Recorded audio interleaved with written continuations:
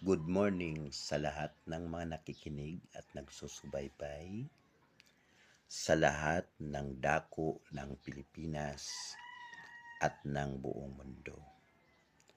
Ang ating pag-uusapan ngayon tungkol sa espiritual, pisikal na pamamaraan sa isang gamutan.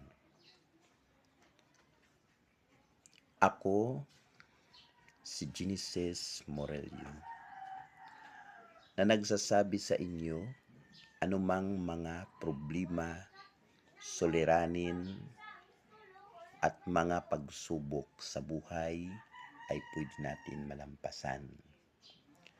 Kung sino man ang may problema sa espiritual o pisikal na kondisyon, lumapit kayo sa akin.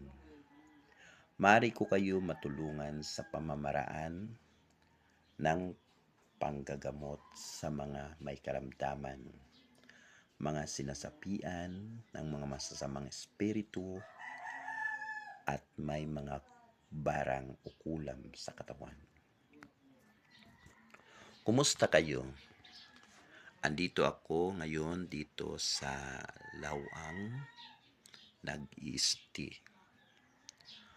Ano man inyong problema sa pag-iisip, sa inyong mga katawan, mga karamdaman na hindi mapailiwanag ng sinsya, pwede ko kayo matulungan sa pamamaraan na ayon sa mga nasusulat. Mga kapatid, kaibigan, anumang gusto nyong malaman sa buhay, sa inyong future o kinabukasan, pwede nyo ako lapitan. Anumang oras ay tutugunin ko kayo. Good morning, magandang umaga sa inyong lahat.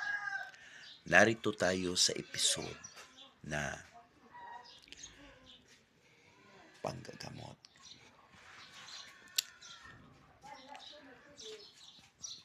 Pwede ko kayo matulungan kung mayroon kayong nararamdaman sa katawan na pabalik-balik at isa sa lahat, hindi magamot ng mga doktor o mga sayantipiko.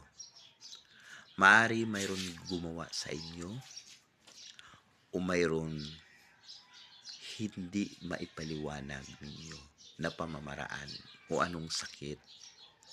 Pwede ko matukoy ang anong bagay na alam nyo